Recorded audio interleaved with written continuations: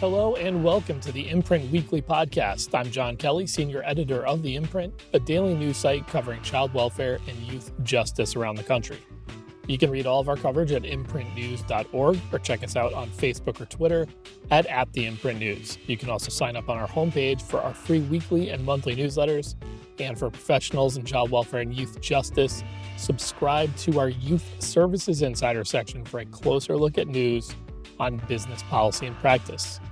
The Imprint Weekly Podcast is also a member of the Safe Camp Audio Network. You can check out our show page and all of Safe Camp's other great podcasts at safecampaudio.org on the web or at Safe Camp Audio on social media. The David Prize is given out to 5 New Yorkers every year with ideas for extraordinary change. On this week's episode, one of this year's winners, Barry Cooper, joins us to talk about the Bro Experience, his Brooklyn-based operation aimed at improving the mental health and well-being of young men of color in his community.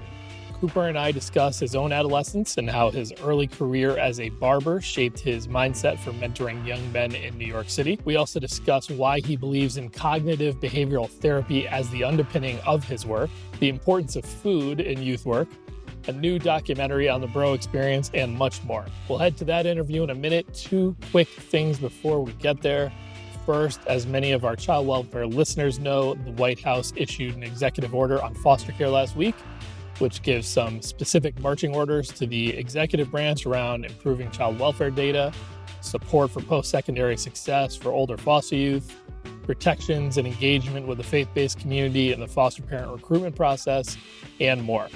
Imprint reporter Michael Fitzgerald was there covering the announcement. There will be a link to the Imprint's coverage from Michael of that executive order and some broader context for it in the show notes for this episode. We will tackle the order in more depth on the podcast during our headlines edition in December, which I think will be in the second Monday of December. Maybe I'll bring in a special guest to break down. We will see. Second, we are officially in Newsmatch season. The Imprint is once again taking part in the National Newsmatch campaign, which means every dollar you give to us between now and the end of the year will be doubled. Your support fuels powerful investigative reporting, lifts up voices that are too often unheard, and helps hold the powerful accountable while giving communities the coverage that they deserve. So please consider giving today and make your impact go twice as far in supporting journalism that makes a difference. You can do that at imprintnews.org/donate. One more time, to donate, go to imprintnews.org/donate. All right, without further ado, here is our conversation with Barry Cooper.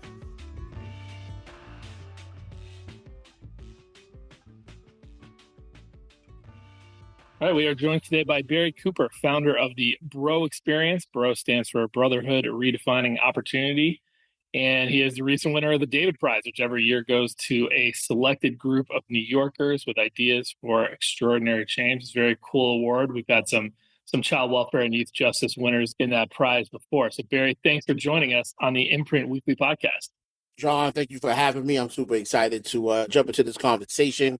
Yeah, man, I'm very appreciative.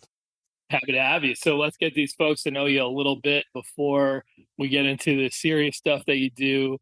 House rules on this podcast. We just have everybody give us at least one pop culture favorite. Here are your categories: book, movie, TV show, musical group, or sports team. Barry immediately in deep thought, looking up and to the right, finding the answer that he wants to give us. So you can go all across all 5, or you can just pick one, whatever you want, Barry. All right. So the movie that's coming to mind, pop culture, I think it transcends Do the Right Thing, Spike Lee's Do the Right Thing. I'm a Bed-Stuy boy, grew up in Bed-Stuy, Brooklyn, but Do the Right Thing, I think, really spoke to a lot of the things that was happening in community on one block, and it also showed how communities can come together when they have one collective voice. So I'm going with Do the Right Thing, directed by Spike Lee. Can't go wrong with that, man. Can't go wrong with Spike. He's produced some classics over the years. That's one of them. I think it's between that or 25th Hour for me. Those are my 2 favorite Spike Lee movies. Yeah. No, absolutely. I agree, John. Yeah. All right. So now you are, I'm not even going to guess your age, but the gray beard suggests that you've got some years and wisdom about you now. But what was young Barry Cooper like? Tell me about growing up in Bed-Stuy and what you experienced, on the way to who you are now. Yeah, absolutely. That's funny you say that because I think the gray has been following me all through Is my that there? childhood. I actually fortunately been gray since I want to say around like 12. So, No, they say that really? wisdom came early and I had Oh man. a lot of struggles and stress early. So, Oh, God was throwing the gray hair all over me. And I tried to cut my hair bald to get rid of the gray at the top and then it just jumped on the beard. So I couldn't escape it. And this is not growing like it used to. So I'm stuck with this gray beard here, John. yeah. So, but to answer the question, young Barry was a creature who loved the world. I loved being outside playing. I was a really Brooklyn kid growing up in Bed-Stuy, Brooklyn, traveling to different blocks, playing sports. I also was a musician. And I think one of the things that I starkly remember is I've always been a human who tried to create space, whether that was from me being a teenager throwing parties in my neighborhood or just being a part of different collectives to do things in community, which I think really pushed me to do the work that I'm doing today. So if I had to sum it up, Barry Cooper was definitely a neighborhood kid who questioned a lot of things, but also was an explorer. Now, just based on how you just described it and laid it out, to fast forward to the end of what we're going to talk about here on this podcast, Barry works in the space of trying to improve the well-being, improve the mental health, in particular of young men of color in his community. I hear you describe your experience, and I would say that seems like you were probably thriving in that way. You're playing music, you're outdoors a lot. Is that the case, or did you personally experience what you're working on with these young guys? Yeah, I think it had a somewhat of a little bit of both. That's a really good question, John. As I reflect on my life, I grew up in a two-parent home, so I had my mom and my dad there. But growing up in a household with a father who was really strict, oftentimes the messages that I got was that I wasn't right and I wasn't doing things the right way. So I think I found my community outside of my house in the beginning, which made me that explorer that I am. But what I will say is, having a dad did give me the balance and it allowed me to see the world differently than my peers. So I would always, even as I was in spaces, I would always see things that wasn't working and I would always kind of like rebel against it. And I think that that was just kind of like that unknown spark that I had inside of me where I wanted change. And then being a teenage barber and young cutting hair at the age of 18, it gave me the front row seat to see many different men going through different struggles. And I would question why. When I always wanted to, help or fix. So I think that that is where most of it came from. Having the balance of the two-parent home. It wasn't the greatest, but I think that it gave me the ability to have a foresight that was different than my peers. Gotcha. How does that happen? You become a barber by 18, man. Sweeping up all the hair and learning tricks of the trade at the end of the day, or how's that work? Yeah, so I think that it came from, going to the barbershop as a young man, and I'm pretty sure well, you can speak to this and seeing how cool that environment was. And the barber was somebody that everybody went to. So, I really struggled in high school academically. And unfortunately, I didn't graduate high school on time. So that young 17, 18-year-old Barry was trying to figure out, well, who are you going to be? School really wasn't my thing at that time. And I had the opportunity to learn how to cut hair and I just kind of like just jumped in head first. I had little odds and end jobs between 18 and 19 that I was doing, but then I asked my parents. I was like, "Yo, I want to go to barber school." They was like, "What?" Then we want to do something else, and I always kind of like moved at the beat of my own drum. So I went to barber school. I was there for a couple of months, and then I walked out of that and walked inside of a barber shop, and I was cutting hair from the age of 19 to about 25, 26. So that's kind of your first professional experience. Now your resume moves on to a lot of work in the space you're in now. You're working with young kids in a lot of different ways. Maybe before we get to the bro experience and what you're doing today, you could talk a little bit about sort of how those different stops along the way. I mean, you don't have to go through the whole thing, man, but just how Yeah. they were formative, both in a good and bad way, right? I'm sure most people that go off and start their own organization, some of that seed is planted by like, I don't like what I'm Yeah. seeing or having to do in these other places. So funny enough, I think that the barbershop experience was still the through line. Often having that foresight, like I mentioned, cutting hair. Different clients will come in, different type of men will introduce themselves to me, and I would build these relationships. And as we know, the barber is sometimes the therapist, the best friend. And one day I was cutting hair in the barbershop, and an individual came into the barbershop to get their hair cut. And in the shop, we were just having a general conversation about something, and I was holding court. And as that individual got their haircut from me and walked out, they came back around like 2 hours later. And it just so happened to be working with this organization called the Center of New Leadership, which back in the early 2000s, Center of New Leadership did a lot of policy work around the broken windows policy. They did a lot of restorative justice work. And this individual, Chino, was like, hey, you ever thought about being a mentor or a facilitator? I was like, what? And Chino invited me around the corner to the Center of New Leadership, and they gave me a job as a mentor. I must have been around like 26 that I mentioned. And from there, I just fell in love. And that is how I dove into doing this work. I started out doing restorative justice work. I was able to go back to school and get my degree in educational psychology. And as I was doing this work, what I realized, to the other part of your question, is that institutions are institutions. So every time we would go into these different spaces, that inquisitive kid would always come out like, yo, why is this happening like this? Or, why are we having these policy conversations over somebody who may have had an open bottle of beer doing like 5 or 6 months in Rikers Island?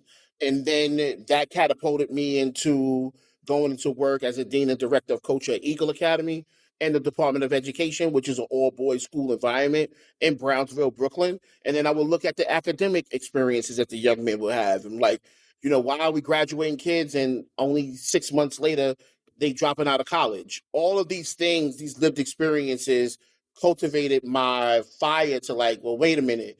It's a mental health issue. It's a wellness issue. It's a poverty issue. And I started to like really do a lot of research around mental wealth, mental health, and specifically cognitive behavior therapy. And that is what that's where the fire erupted. And I always wanted to create space, as in creating a barbershop for men to have a place to come to. And that's been a through line in my journey. It's like, yo, what if we just create a space where men can have these safe conversations without being judged? And I think that is what catapulted to developing the bro experience. Okay, so that leads to you eventually starting the bro experience in like right in COVID, right? I mean, like you started in 2020, probably a good time to start more mental health supports for people, for sure. Yeah, So absolutely, bro. I guess let's start with the basics. Just how does a young man in the community come to know about you guys?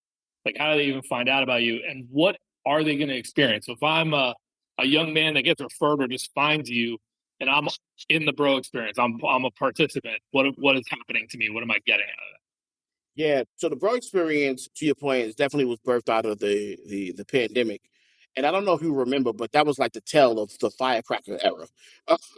Firecrackers was going off in New York City like it was out of control, and young people were outside while us older folk were inside trying to fight COVID. So you got a chance to kind of like see this tale of two worlds, where young people were governing themselves and dealing with justice and police officers every single day, and adults were in the house trying to kind of like survive this pandemic that we were in. So as I was sitting home trying to figure out, all right, well, what is Barry Cooper's next move after this? That's how the bro experience came about. And what it became, or what it is now, because it's ever evolving. Young men kind of like get to meet us in different program points. So we do a lot of cohort model work. We have a program called the Bro Project, where we work with the Brooklyn DA's office.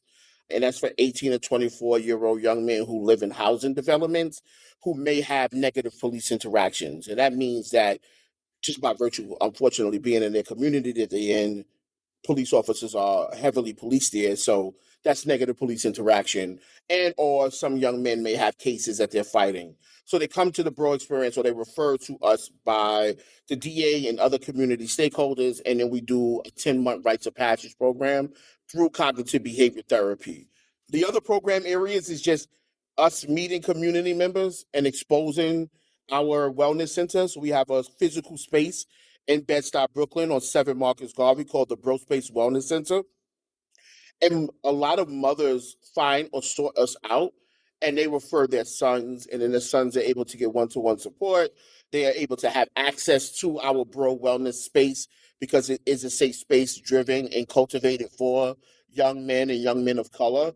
And then we have other programs that we do with schools. So we contract with the Department of Education, and we go in and we do music therapy workshops inside of schools.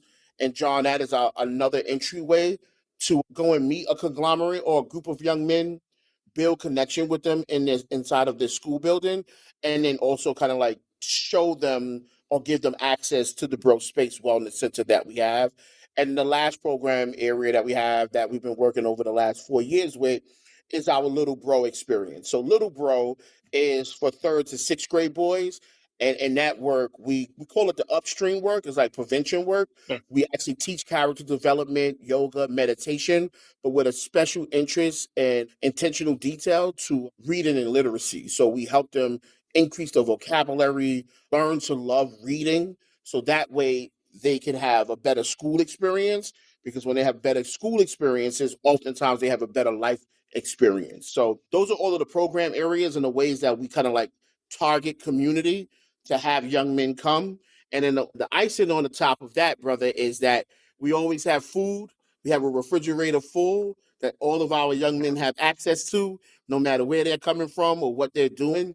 And I think that little small thing really creates a space of belonging, because now they know that they have a place where they can get rest, they can relax, no one is judging them, and they can always go on the refrigerator without somebody telling them to go get a job. It is the number one special ingredient of youth engagement. Yep, Really, anybody engagement, honestly. Who doesn't want free food? 100%. And we keep it stocked. They don't have to ask us to do anything. Right. As long as that cabinet is open, they go in there and they can get whatever they want when they want, however many they want. We made that our business. So you built this model, this idea around what you just mentioned, cognitive behavioral therapy. So tell listeners, who might not know so much about that as a model, what it's all about and why you believe in that particular one, because there are other options, right? There's other models of doing therapy and everything else. Why you believe in that as the core of a program that serves young men of color in particular. Yeah, absolutely. So all of the models I believe work. I think that, for whoever you are and whatever you need based on the level of trauma you may have experienced or life experiences, all mental health models I believe has some science to it that will help you get to a level. The reason why I love CBT specifically for men, and I think it's good, it crosses barriers of race, but obviously I'm a man of color and I grew up in the community, so I wanted to start there. CBT is very practical. And, men, we deal with things on the surface. And a lot of times we be like, yo, I'm not emotional. I don't, I'm good, So I think that practicality in the tool gives you the ability to cipher through your emotions without feeling like you're getting emotional. And we can still stay objective. And then before you know it, we're sharing every part of who we are. So in cognitive behavior therapy, the framework goes, you have thoughts and experiences which shapes your beliefs or your ideologies on how you respond to the world. Whether you want to believe it or not, those thoughts and experiences actually are attached to feelings that you've probably cultivated over years, which probably changed or evolved based on how long you've been experiencing that or having that ideology. And then based on those feelings, there's behaviors that you exhibit that you respond to the world. So like when you feel, you actually do. So in our work with CBT, we oftentimes challenge the experience. We get the guys that kind of like give their ideologies, figure out, all right, well, what does that make you feel? Like, where did you arrive to this idea? And based on this arrival with the process, how do these things make you feel? And then we find out or we triage what their behavior's been. And then in that cycle, we then offer, well, if you change the behavior, what do you think would probably persist or change in the experience? And then that's how they're able to start making decisions that's within their best interest, not based on responding to things that probably have happened before they could either protect or even them having a full understanding of self. Many of us human beings, we operate in the world based on protecting the little boy and girl inside of us. So often the ideologies and the experiences that we have and how we respond to the world as adults is from this idea that, well, what happened to me at 9 and 10 is not going to happen to me at 29 and 30.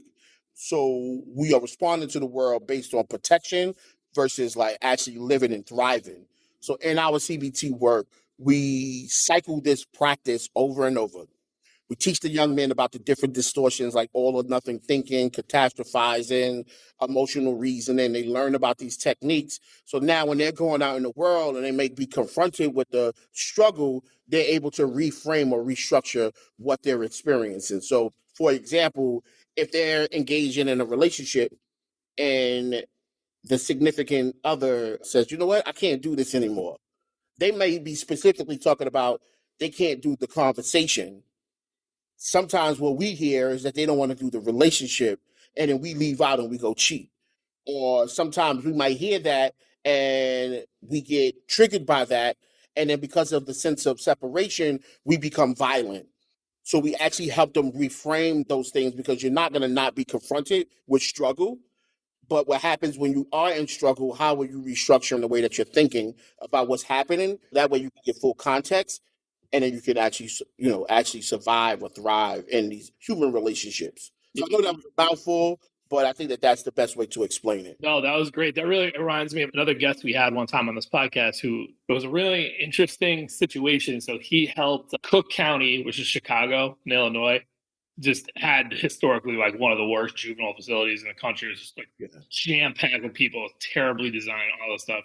And when they went to start to rehab it and fix it, just make it more civilized. That is just like a safe place to be if you had to put a kid there. They ended up having to split it in two, and it created this like great opportunity for them to test CBT as an approach in the facility. So they had like one group that didn't get it and one had that did. And they all the things you just said were really kind of focal in their strategy too. I think they called it hot and cool thinking. Like how to take the temperature down as you process and decide what to do about what's happened, what you're confronted with. And they just showed remarkable results. Just the guys that got that CBT approach. So in your work, how do you assess success? Like, how do you know it's working with the guys that you engage? There's a number of areas. One, we survey them based on new relationships or relationships that they've had in the past and how those relationships are working out, especially with their parents. So, like, since being a part of the program, how has the relationship with your mom and dad strengthened or, has it gotten better?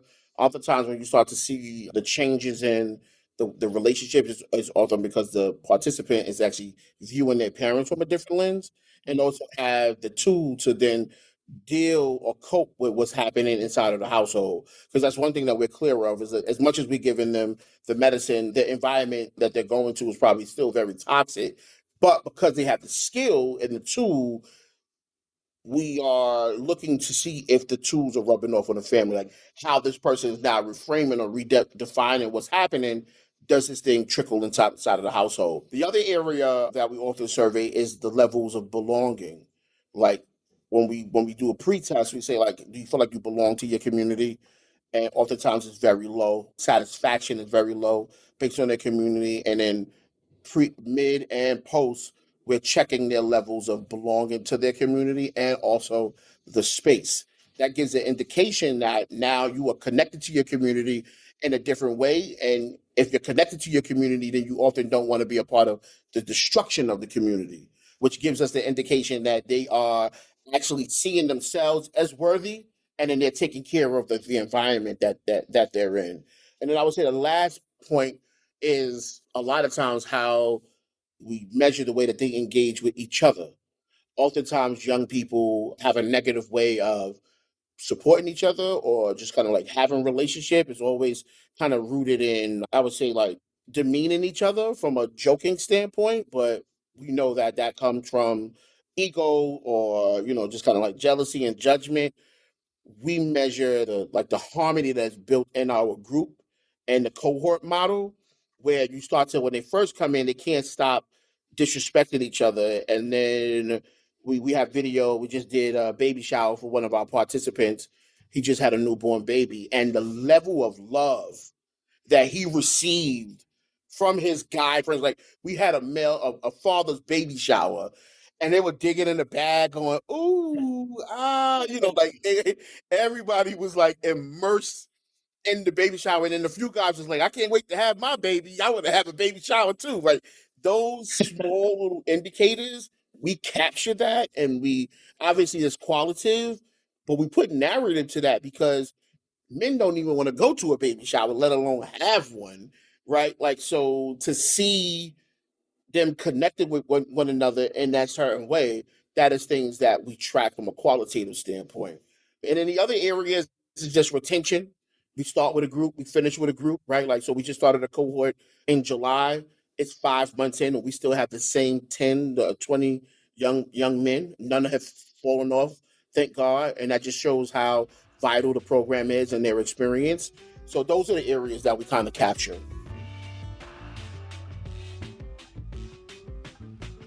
Hi, everyone. It's journalist Lisa Ling, and I'm sure you will agree that it is so important for there to be good, trustworthy journalism on children and families, and nobody does that better than The Imprint.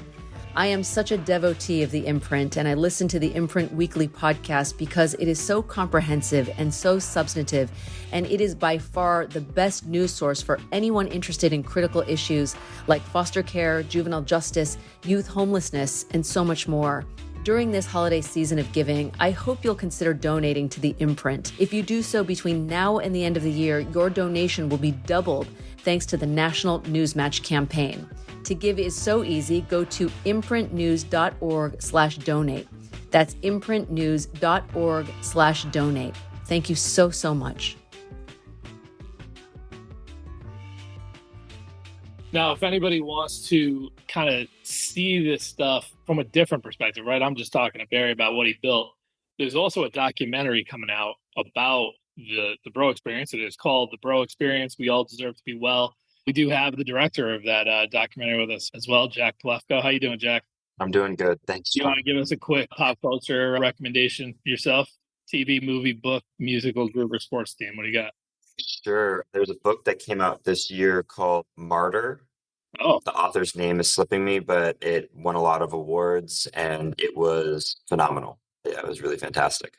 there you go. Yeah, read Martyr. It's great. So how did this all come together? How did you get interested in Bro Experience? How did you guys come to work together on a documentary?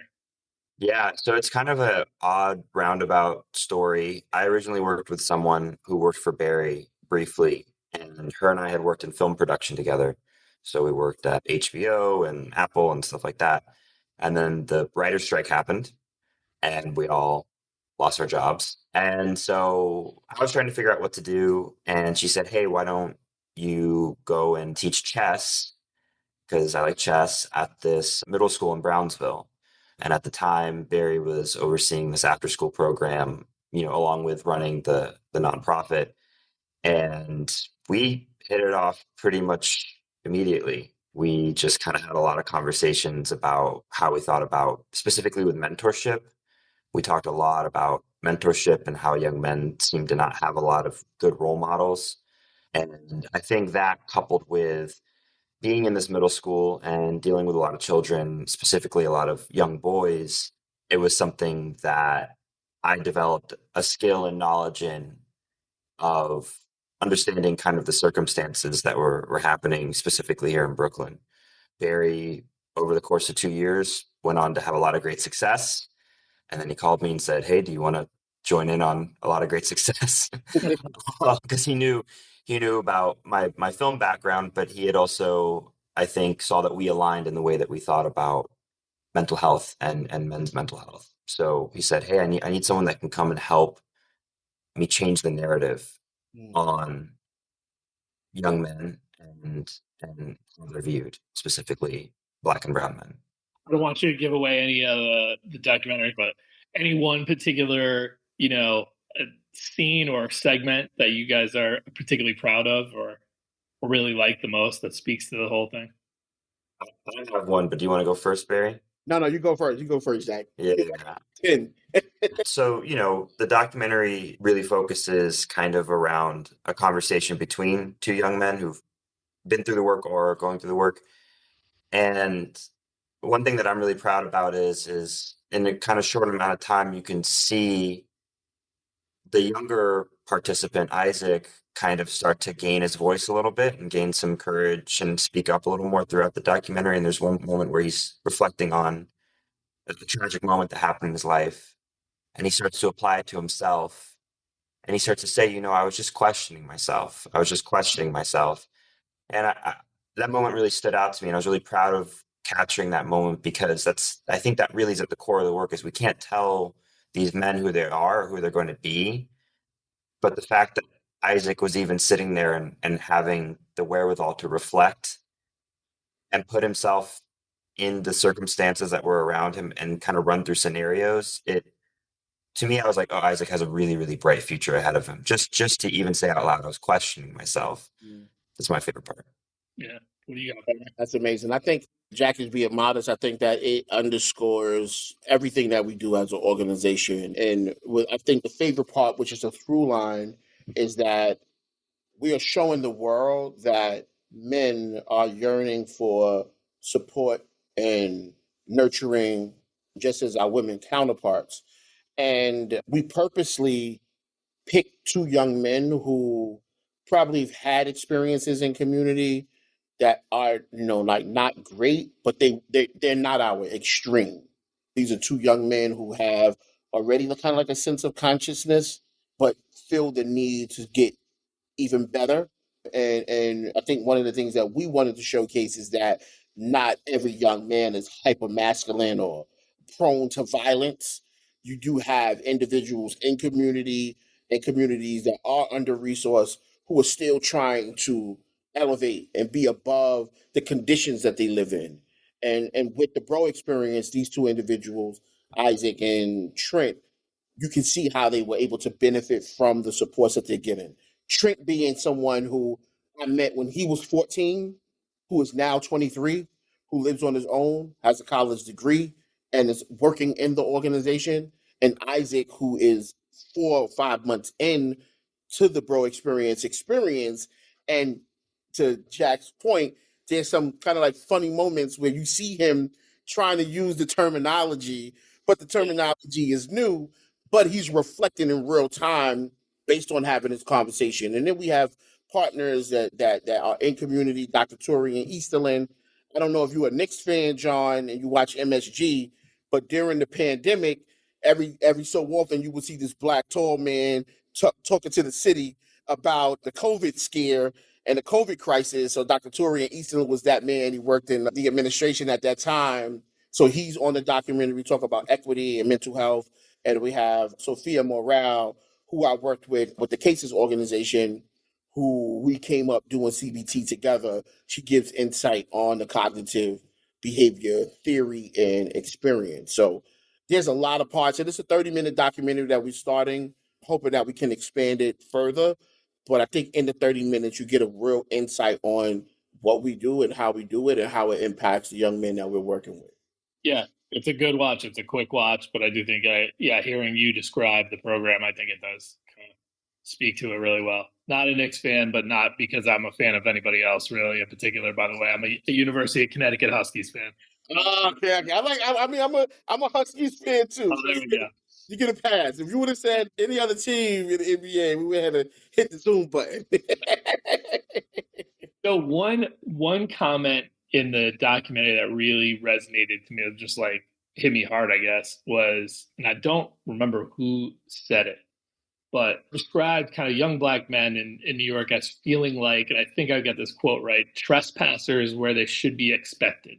And that's like a very, you just hear that and you can feel what that would feel like to have that be a reality. And I think my question to you, Barry, is, they feel like that. Are they right in feeling that way? I mean, we all know that experience of being judged, like you walk into CVS and somebody's looks at you a certain way because of who you are or whatever. But I'm talking about, in their own community, in community programs, things that are available in their own community. If they're seeing themselves as trespassers, maybe needs to be a conversation about what programs and what community entities need to do to have that not be the case. Yeah, man, that is often the distortions that they live through. In one breath, what they love about their experience in community is that they're able to create these connections and brotherhoods, but like, are they healthy? Right? Because of the conditions, right? Oftentimes they are connected to each other based on survival versus like, do they even really actually like each other? Or do they really actually get along? So those are the things that you see, and this is why you're like, why are they able to like in 1 minute be cool and the next minute try to hurt each other and at the levels that they try to do it. So that in and of itself will show the other aspect of it where it's like, I don't necessarily feel like I belong here because as soon as I step outside these front doors of this building that I've been born in, someone is telling me that I need to move. Or if I try to celebrate and in my community in front of my house, although it's one apartment amongst many, someone is giving me a time that I can actually celebrate, a thing that I'm celebrating, whether it's a birth, a baby, a block party, whatever it is. There's these officers who are coming to tell me where I live I cannot be in front of. Could you imagine, like you in front of your apartment door and someone walks up to you like, "Oh, you can't be here." You like the first thing you're gonna do is look at your door. Like, what are you talking about? Yeah. I live here, and then that is perpetuated every time, and most often it is seen or experienced in times of celebration, and that builds the distrust in community. If I cannot feel safe in front of my front door, where do I feel safe? If I am stacked on top of each other based on these conditions that were formed way before I even got here. And now you're telling me that when I'm here, there's a certain proximity and where I could move. That on its face builds trauma. That those are traumatic experiences. And if you see it from the ages of 5, 6 to 7, when you're seeing your fathers, your uncles, your cousins having these experiences, by the time you get 13, 14, 15, there's a level of resentment that you have towards these entities. So as soon as they walk up, you are on defense. And when you're on defense dealing with other human beings, it never works out healthy. That's where I get the ideology of the trespassing and the trespassers because they don't have control over the environment that they say they live in. I want to have control over the environment that I live in. And if I don't, what implications does that have on my psychological experience? And we look at New York City, right? Just in particular, let's not even go to Chicago, which we talked about a little earlier. Most of the experiences are in housing developments. And if we don't get the housing right, then it trickles down into other parts of the community. So I mentioned at the top that Barry has recently been awarded the David Prize. Now, this comes out every year. It gives $1 million, I think over 5 people every time, for, like I said, just sort of extraordinary ideas and how to make New York better in a lot of different ways. So it's a great honor. Congratulations. I think everybody wants, and it comes with $200,000 that you get to decide what to do with. So you could go buy Knicks season tickets with it, or you could, I'm guessing that's probably not what you're going to do. So why don't you tell us what you got planned? What are you thinking you'll use it for? Yeah, so yeah, we definitely got just announced September 9th for being the 2025 David Prize winner. I am one amongst 4 others. And yeah, the money is going back into the organization. John, I have been able over the last 5 years to build an organization where our first donation was $2,500, and now we're almost operating at $1 million. So people have been seeing the work. We've been having a lot of success. Foundations have been supporting us. So I literally put it back into the work to sustain my staff, to sustain the impact, and that's what I believe is what the organization needed, because the organization has allowed me to work for it full time. And so through this work, as much as I'm doing the work, I'm still able to take care of my family through the work as well. So yeah, man. So the money has been used to just kind of like keep the impact going.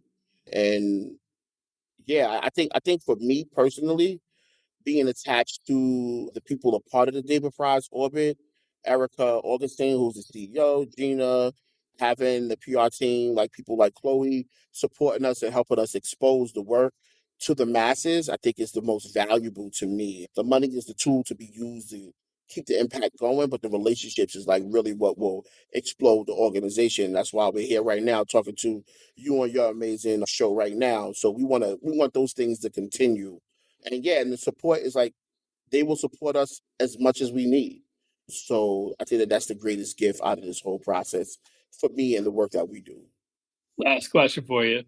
We're about to, this interview will probably come out after it happens, but me and Barry are talking the week before New York goes and elects itself a new mayor, because we will have a new mayor in the city. I'm definitely not going to get you in hot water and ask you for like who you're voting for. Don't worry. But whoever it is, if they came to you for advice, what's your recommendation as it applies to like young men and well-being? Like if they were asked, Barry, what do we need to be doing more of? And you can't say just blow up bro experience, but what policy idea do you have for them? What do they need to do? Yeah, so I'm definitely heavily civically engaged, and fortunate to know a lot of different political leaders in different realms, both state, city, and federally. So I'm in tune. I think whoever wins in whatever administration, because they are here every 4 8 years, or sometimes in the state level, they do their work for the whole state. But one of the things that I think is like true for us is legislatively, how do we create more resources for mental health services? And don't do it through the Department of Juvenile Justice, right? Like allow, to me, in my opinion, I think the language matters. And when you are putting funding in spaces and having the fiscal conduit be certain entities, that shapes the way the dollars are utilized. Mm-hmm. So if we are trying to do preventative or trauma through mental health services, then we need to find hospitals that are suitable enough or other wellness entities that have the capacity to take those dollars. So that way we are making sure that we stand in alignment and supporting people. More dollars. So if we want to create a world where we reimagine policing and we pull resources from the police department, and that means that we need to take those dollars and give social workers way more money to do the work that they're doing, or entities that are doing the work. And I know I can't specifically just talk about the bro experience, but because I talked about all of those other things, I think I can throw in the fact that the Bro Experience Foundation is becoming a third wellness space. And specifically, when we think about men, both Black, white, Puerto Rican, and Haitian, all of us suffer with going to the doctor when we are supposed to. But what we are finding, me and Jack and my team, is that because we're creating this third space, we are having more conversations around what is happening, both mentally and physically, with young men. So I would say to any administration, find wellness-driven organizations who are centering themselves around holistic care, both primary and mental, who are trying to support people. Because if we can get a bunch of men healthy, both mentally and physically in our communities, oh boy, how the texture of our communities will change. So any administration, whether it's the Brooklyn Borough president, whether it's Zoran, Hope and Zoran, just being publicly, not that I agree with all his policies, but I think that I finally want somebody who is trying to go in that way and not the normal bureaucratic ways that we've been showing up. But hopefully Zoran understands that he can't just be talking about freezing rents without like building better conditions. I think the conditions in which we live in is what people really want supported, because when we fix the conditions, then we can actually look at our communities differently and we can afford it in a way that will really help us. So that is the way I feel, and I will always work with any administration that's in office because I care more about the people than who's sitting in the seat. Barry Cooper, founder of the Bro Experience, Davis Prize winner. Thank you for joining us on the Imprint Weekly Podcast. Thank you, John. It was amazing. Thanks to Barry Cooper, founder of New York City's The Bro Experience, for joining us today. The Imprint Weekly Podcast is a production of the Safe Camp Audio Network, which is a division of Fostering Media Connections. Please visit safecampaudio.org on the web or at safecampaudio on all major social media. This podcast is produced and mixed by Christine Anjoko. with music by Luke Giroux and Cyrus Elia. If you enjoyed this episode, we would love it if you would consider subscribing or giving us a 5-star rating on Apple, Spotify, or wherever you download your podcasts. We would greatly appreciate if you would consider supporting our work here on the podcast and in print. Small donations from our listeners and readers go a long way towards helping us grow and cover more great stories of child welfare and youth justice. To support us, it is very easy. Just visit imprintnews.org/donate. And like I told you at the beginning of this episode, if you do that during Newsmatch season, which runs all the way to the end of the year, your donation is doubled. Again, it's imprintnews.org/donate. You can follow The Imprint on Twitter and Facebook by searching the handle @TheImprintNews and visit us on the web at imprintnews.org. You can always get us over email at tips@imprintnews.org. I'm John Kelly, and we'll see you next week.